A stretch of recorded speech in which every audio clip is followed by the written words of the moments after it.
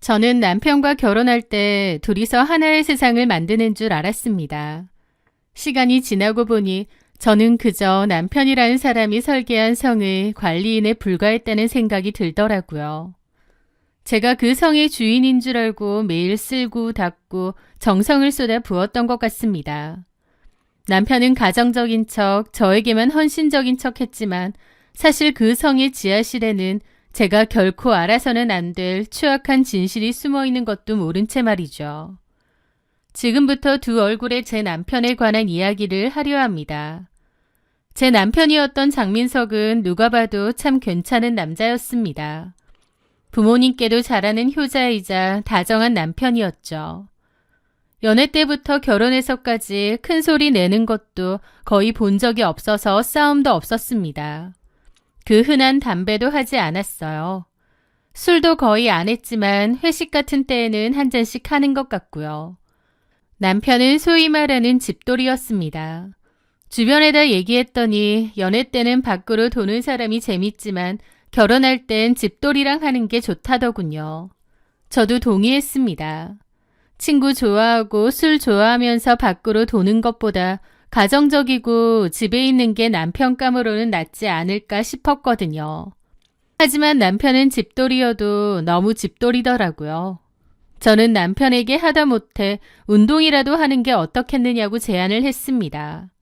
남편은 운동을 뭘 해야 될지 모르겠다고 고민을 하다가 등산을 시작했다고 했습니다. 저는 등산도 괜찮을 것 같다고 했죠. 가만 들어보니 남편 회사에 등산 동아리가 있는데 그 동아리에 가입을 했다더군요. 체력도 키우고 또 회사 사람들과 친목도 다질 수 있으니 일석이조라고 생각했습니다. 그렇게 남편은 2년 전부터 주말 등산을 시작했습니다. 남편은 등산이 생각보다 너무 재미있고 체력이 좋아지는 것 같다고 하더라고요. 저도 그 말에 너무 기분이 좋았죠. 왜냐면 그맘때 남편은 회사 일이 바빠 야근이 많아졌는데요. 건강이 나빠지는 게 눈에 보일 정도였거든요. 살도 좀 빠지고 얼굴색도 퀭하고 맨날 앉아서 일만 하니까 너무 무리한 거 아닌가 했는데 등산을 다니면서 얼굴색도 밝아지고 훨씬 건강해지는 게 눈에 보이더라고요. 그렇게 남편은 매주 토요일 새벽 5시가 되면 몸을 일으켰습니다. 남편이 들고 갈 따뜻한 보리차를 보온병에 채워주고 후식으로 먹을 과일도 챙겨주었죠. 그럴 때마다 남편은 그냥 대충 사 먹어도 되는데 뭐하러 일어나. 됐어, 이게 뭐라고. 넉넉하게 쌌으니까 동료분들하고 나눠 먹어. 남편이 등산 가방을 메고 힐링하고 오겠다면서 늘 집을 나서곤 했죠. 그게 저희 부부의 주말 풍경이었습니다. 그런데요, 언젠가부턴가 아주 미묘한 위화감이 들기 시작했습니다. 마치 아주 작은 가시 하나가 신발 속에 들어간 것 같은 기분이었죠.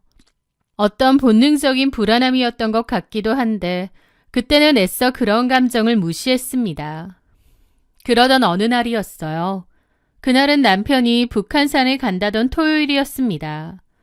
토요일에는 비가 안 왔지만 바로 전날에 비가 꽤 내려서 땅이 질척거릴 것 같더라고요. 그렇게 등산을 간 남편이 저녁 8시쯤 돌아왔는데 동료들이랑 술 한잔을 했다고 하더라고요. 술 기운도 있고 그날따라 유독 피곤해 보이기도 했습니다. 비온 뒤라 그런지 산길이 많이 험해서 평소보다 더 피곤한가 보다 생각했어요. 남편은 씻기 위해 곧바로 화장실로 갔습니다. 평소에 남편은 워낙 단정한 사람이라 집에 오면 등산화를 바로 신발장 안으로 집어넣고 가방도 알아서 정리를 한 뒤 장 안에 걸어두거든요. 그런데 그날은 피곤한 탓인지 아니면 술기운 때문인지 등산화도 그냥 놔두고 가방도 대충 바닥에 두더라고요. 저는 남편 가방을 대신 정리해 주려고 했는데 좀 이질적인 냄새가 코끝을 스치는 거예요.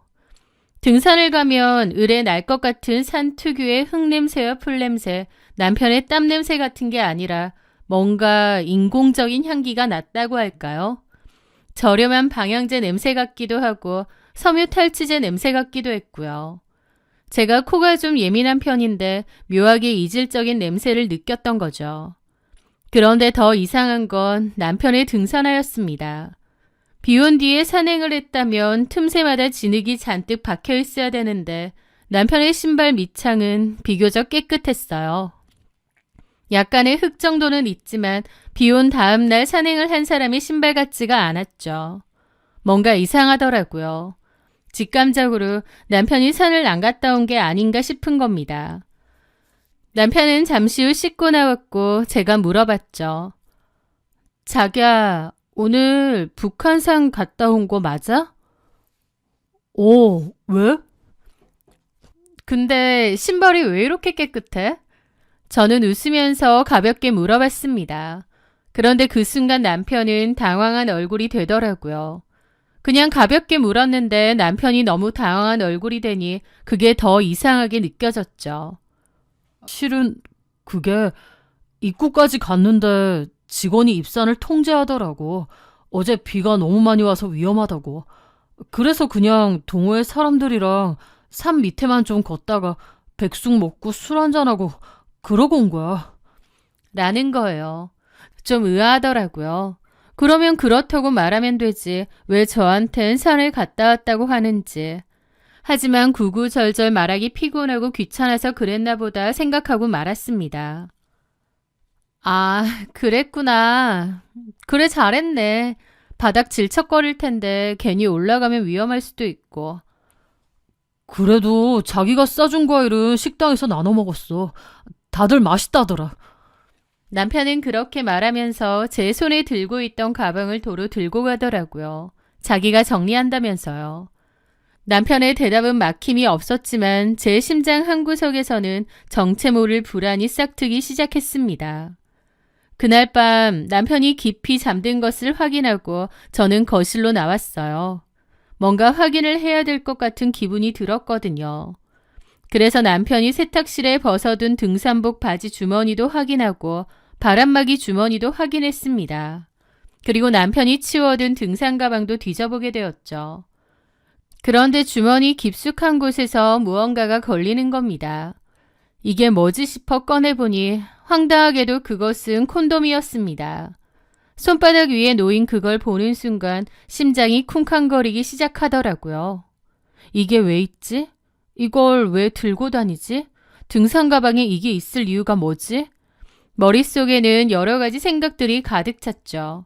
다음날 아침 저는 남편에게 그 콘돔을 내밀었습니다.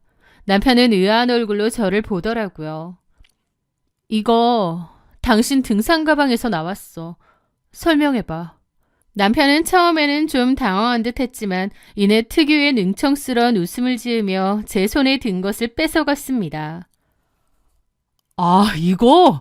어제 동호회 뒤풀이 갔다고 했잖아. 강대리가 동호회 총무인데 장난으로 하나씩 나눠주더라고. 원래 강대리가 엄청 짓궂어. 지수야, 너 설마 이런 거 가지고 나 의심하고 그러는 거 아니지? 저는 어이가 없더라고요. 장난으로 이런 걸 나눠준다고? 그게 상식적으로 말이 돼? 강대리는 이걸 왜 들고 왔어? 원래 좀 개짜 같은 사람이잖아. 장난치려고 들고 왔나 보더라고. 아니, 근데 자기야, 왜 그렇게 따지고 들어? 나 좀 서운하려 그러네. 나 못 믿어? 내가 등산 건네놓고 이상한 짓 하고 다니는 것 같아?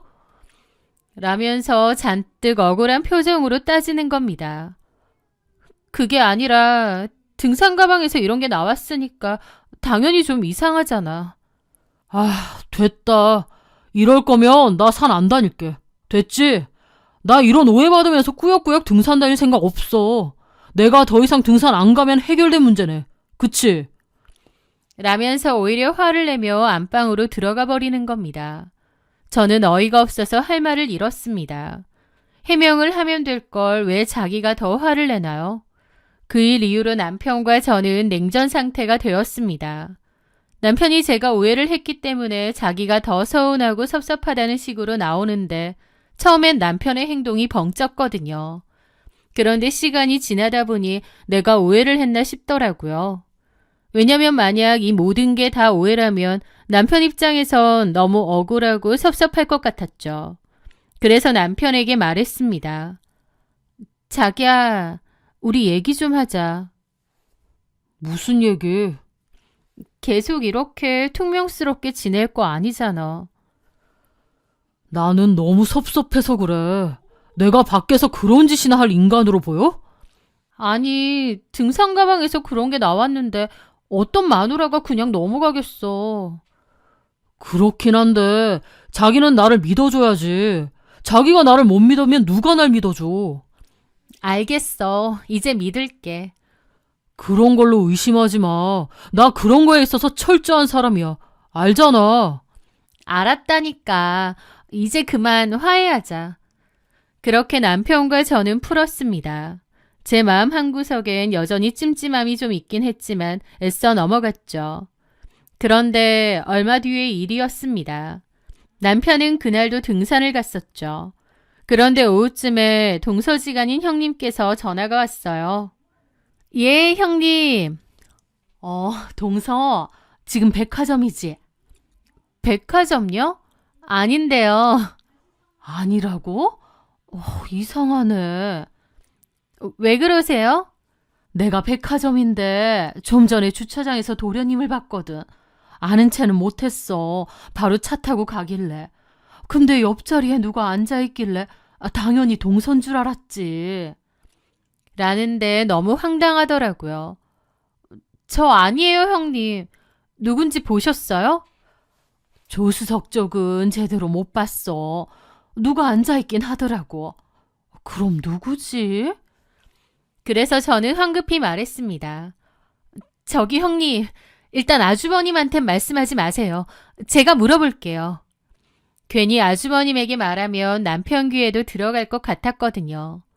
형님은 무슨 말인지 알겠다는 듯 알았다고 하시더라고요. 저는 팔짱을 끼고 남편이 돌아올 때까지 가만히 기다렸습니다. 이윽고 남편이 왔고 저는 일단 아무런 티를 내지 않았습니다. 남편은 묻지도 않았는데 오늘 등산 코스가 어쩌고 넘어질 뻔했느니 어쩌고 하면서 얘기를 하더라고요. 오늘 형님을 통해서 남편이 등산이 아니라 백화점을 갔다 온 걸 아는데 저렇게 뻔뻔하게 얘기를 하는 거 보니 얼마나 가증스럽던지요. 남편이 저렇게 거짓말을 잘했나 싶기도 했죠. 저는 일단은 그렇느냐 들어주었습니다. 그리고 그날 저녁 남편이 잠든 틈에 나와 남편의 등산 가방을 또 뒤져보게 되었죠. 가방 안에는 별다른 수상한 흔적이 없었습니다. 그런데 가방 한 구석에 머리카락 하나가 붙어 있는 거예요. 밝은 갈색으로 염색된 머리카락 한 올이 붙어 있었던 거죠. 그걸 보는데 남편이 바람을 피고 있구나 확신이 들더라고요. 아, 나만 바보였구나. 진짜 바람 피는 거 맞네. 이 여자랑 백화점 갔나 보구나. 온몸에 피가 거꾸로 솟는 듯한 뜨거운 분노와 냉기가 교차했습니다. 그 후 저는 남편이 등산을 간다고 할 때 따라가서 그 현장을 직접 덮치겠다고 마음먹었습니다. 그렇게 다음 토요일이 돌아왔습니다. 남편은 평소보다 더 활기찬 모습으로 배낭을 챙기는데 그 모습이 어찌나 가증스럽던지요. 그렇게 평소처럼 남편에게 잘 갔다 오라고 한 뒤 문이 닫히자마자 방으로 들어가 옷을 갈아입었습니다. 그리고 미리 빌려둔 렌터카에 올라탔죠. 운전을 하는데 심장이 입 밖으로 튀어나올 것 같더라고요. 손도 떨리고요. 저는 갖고 간 우황청심원도 마시면서 심호흡을 했습니다. 그러다 보니 조금 마음이 가라앉는 것 같더라고요. 남편의 차는 북한산 방향으로 향하는 듯 했습니다. 외곽 순환도로를 타자마자 방향을 틀었습니다. 산이 아닌 경기도 외곽의 한적한 신도시 방향으로 가더라고요. 남편의 차가 어느 한적한 식당 쪽으로 들어갔습니다. 저는 멀찌감치 차를 대고 남편을 살폈죠. 남편은 그 식당 안으로 들어갔고 저는 주차장에서 통유리 너머에 남편을 지켜봤습니다. 그런데 놀랍게도 남편 앞에는 직장 동료인 강대리가 불쑥 앉는 거예요. 저는 깜짝 놀랐죠. 어라, 진짜 강대리가 있네? 물론 남편은 저한테 말한 것과 달리 등산을 하러 간 건 아니었습니다. 거짓말을 한 건 맞았죠. 그런데 갈색 머리카락을 늘어뜨린 여자를 만나러 가는 줄 알았는데 놀랍게도 남편 앞에는 등산복 차림의 강대리가 앉아 있는 거예요. 저는 혼란스럽더라고요. 등산은 안 갔는데 회사 동료인 강대리랑은 만나서 식당을 오다니.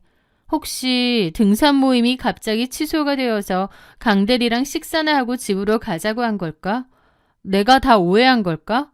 그럼 그 백화점은 왜 갔을까? 그 머리카락은 뭘까? 정말 혼란스러움 그 자체였죠. 주차장에서 그 둘을 가만 지켜보는데 둘은 편하게 식사를 하더라고요. 보니까 백숙집이었습니다. 저는 일단 멀리서 가만히 지켜보았습니다. 그리고 남편과 강대리는 식사를 마치고 밖으로 나왔어요. 각자 차를 타길래 집으로 가나 했는데 그 뒤의 상황은 정말 엉뚱한 방향으로 흘렀습니다. 남편이 집이 아니라 또 다른 방향으로 가더라고요. 게다가 강대리 차도 남편 차를 따라가고요. 그런데 남편이 갑자기 들어간 곳은 숲속의 궁전이라는 이름이 붙은 외딴 모텔이었습니다. 남편이 모텔로 간 거예요. 남편의 차가 그리로 들어가고 잠시 후 황당하게도 강대리의 차도 그리로 들어가는 겁니다. 저는 이게 다 뭐지? 이해가 안 되더라고요. 저는 약간의 시간차를 두고 안으로 들어갔습니다. 제 차가 들어가니 남편이 힐끔 보긴 해서 심장이 덜컹했지만 크게 신경을 쓰지 않는 것 같더라고요. 저라고는 생각도 못하는 듯 했죠. 그런데 잠시 후 남편이 내렸고 강대리도 차에서 내렸습니다. 강대리는 조수석에서 커다란 등산 가방을 다시 꺼냈어요. 등산도 안 가면서 안에 뭐가 들어있는지 빵빵하더라고요. 그렇게 그 둘은 모텔 안으로 들어갔습니다. 저는 그 앞에서 1시간 넘게 기다리다가 남편에게 전화를 걸었습니다. 당연히 전화는 받지 않았어요. 저는 뭘 어떻게 해야 하나 망설이다가 일단 차를 돌려 집으로 돌아갔습니다. 생각의 정리가 필요했거든요. 남편이 왜 강대리랑 둘이서 만난 건지, 왜 모텔로 간 건지 상식적으로 이해가 되는 게 없었습니다. 그러다가 떠오른 생각이 모텔에서 여자들이랑 만나기로 했나 보다 싶더라고요. 그 생각이 미치자 그대로 온 게 잘못이었구나 싶은 겁니다. 주차장에서 기다렸다가 여자들이랑 나오는 걸 덮쳤어야 했는데 하고 말이죠. 저는 입술을 잘근잘근 씹으며 남편을 기다렸습니다. 그날 저녁 집에 돌아온 남편은 오늘 등산은 너무 힘들었다. 라며 곡소리를 내더라고요. 저는 무표정하게 물었죠. 그래, 산 정상에서 본 풍경은 어땠어? 안개가 너무 껴서 앞도 안 보이더라고. 사진 같은 건 안 찍었어? 앞도 안 보이는데 사진은 무슨. 내가 아까 전화했는데. 미안해. 길이 가팔라서 전화 받을 상황이 아니었어. 내려가서 전화한다는 게 깜빡했네. 라는데 얼마나 능청스럽게 거짓말을 하던지 내가 알던 사람이 맞나 싶더라고요. 저는 그날 밤 남편의 폰을 몰래 뒤져보았습니다. 그리고 폰에서 남편의 모든 비밀을 다 알게 되었어요. 저는 꿈에도 알 수 없었던 그 추악한 비밀들을 말이죠. 저는 그때까지만 해도 남편과 강대리가 쌍으로 바람을 피우는 줄 알았습니다. 각자 여자 파트너가 있어서 모텔에서 만나는 줄 알았죠. 그런데 전혀 아니었습니다. 남편과 강대리가 나눈 카톡방에서 진짜 비밀을 알게 되었거든요. 그들은 단순한 회사 동료 사이가 아니더군요. 그 속의 대화들은 제가 평생 들어본 적도 상상해 본 적도 없는 기괴하고 추악한 단어들로 가득 차 있었습니다.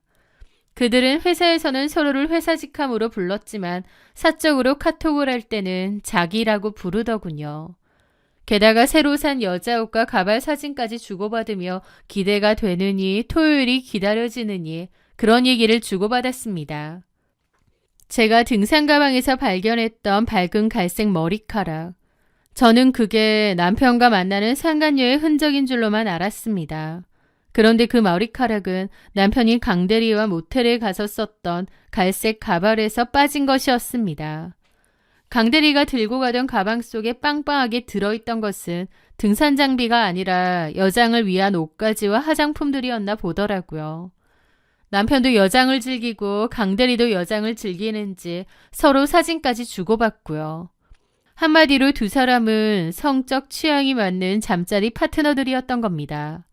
강대리 역시 결혼을 했다 했고 심지어 그의 아내는 아이를 임신 중인 상태라고 들었어요. 그런데도 그들은 토요일마다 등산이라는 알리바이를 방패 삼아 서로 요상한 관계를 맺어온 겁니다. 카톡방에 전송된 사진들 속 남편은 제가 알던 장민석이 아니었습니다. 진한 화장을 하고 가발을 쓰고 미소 짓고 있는데 그 모습이 얼마나 낯설고 기괴했는지 모릅니다. 저를 철저하게 속여왔던 남편의 진짜 모습. 저는 그 자리에서 쓰러질 뻔했습니다. 나를 방패로 쓴 거였구나. 남편에게 저는 사랑하는 아내가 아니라 자신의 진짜 모습을 감춰줄 위장막에 불과했다는 사실을 그제야 깨달았죠. 저를 기만했던 그 지난 세월이 제 목을 조르는 것 같았습니다. 저는 겨우 정신을 추스르고 모든 대화 내용과 사진들을 제 폰으로 옮겼습니다. 손이 덜덜 떨려 화면을 누르는 것조차 힘들었지만 정신 똑바로 차려야겠더군요. 다음 날 저는 이혼 전문 변호사를 찾아갔습니다. 변호사님조차 서류를 검토하며 말을 잇지 못하시더군요. 참 다양한 케이스 많이 봤는데 이런 케이스도 있군요 하시면서요. 저는 상간녀 소송이 아니라 상간남 소송을 진행하기로 했습니다. 남편의 직장 동료 강대리에게요. 그리고 남편의 회사 인사과에도 모든 증거 자료를 첨부한 제보 메일을 보냈습니다. 폭풍은 순식간에 몰아쳤습니다. 소장이 강대리의 집으로 배달되었고 임신 중이던 그의 아내가 그 충격적인 사실을 먼저 알게 되었습니다. 그 집안 역시 말 그대로 풍비박산이 났죠. 회사 역시 뒤집어졌습니다. 가정적인 집돌이와 성실한 대리로 통하던 두 남자의 추악한 이면이 드러나자 동료들은 경악을 금치 못했죠. 결국 남편과 강대리는 나란히 대기발령 조치까지 당했습니다. 저는 진작에 친정으로 집을 옮긴 상태였고요. 벼랑 끝에 몰린 남편이 전화해서 울먹이더군요. 그러면서 원망 가득 섞인 목소리로 그러는 겁니다. 이렇게까지 해야겠어? 어쨌든 나 너한테 남편으로서 할 도리는 다 했잖아. 그냥 조용히 갈라서면 되지. 꼭 이렇게 일을 키워야 했냐고. 정말 너무한다. 그 뻔뻔한 입에서 할 도리라는 말이 나오다니요. 할 도리가 뭔데요? 저를 이용하기까지 했으면서 참 끝까지 뻔뻔하더라고요. 네가 지금 나를 원망할 일이야? 내 잃어버린 세월, 너라는 인간한테 농락당한 내 마음은 누가 보상해주는데? 넌 나라는 사람의 인생까지 통째로 이용하고 기만했잖아. 뭐가 억울한데? 뭐가 원망스러운데? 나는 너랑 강대리라는 그 인간 죽여버리고 싶은 심정이야. 알아? 다시는 전화하지 마. 앞으로 할 말 있으면 변호사 통해서 처리해. 나는 너랑 더 이상 아무 말도 하고 싶지 않고 그 면상 보고 싶지 않으니까. 그게 마지막 통화였습니다. 그 후 저는 소송 끝에 남편과 이혼했습니다. 강대리는 회사를 그만두고 잠적했고 남편 역시 대기발령 상태에서 소문이 파다하게 퍼지자 견디지 못하고 사표를 냈다고 들었습니다. 남편에게 저는 과연 무엇이었을까요? 끝까지 자신만을 걱정하며 흘리던 그 악어의 눈물을 떠올리면 씁쓸한 웃음이 납니다. 저를 기만했던 그들의 최후를 뒤로한 채 저는 다시는 누군가의 방패가 아닌 나 자신으로 살아가겠다고 굳게 다짐했습니다. 내가 겪은 일이 참 기막힌 일이지만 살다 보면 정말 어이없는 일, 황당한 일도 많잖아요. 이 일도 그냥 그러한 일이다 생각하고 넘기려고 합니다. 곱씹어봤자 제 속만 만신창이가 될 것 같거든요. 시간이 많이 지나고 나면 좀 더 홀가분하게 또 어이없는 웃음과 함께 내가 그런 일을 겪었었지, 참 미친놈들한테 내가 걸렸었지 떠올릴 날이 오겠죠. 제 사연 들어주셔서 감사합니다.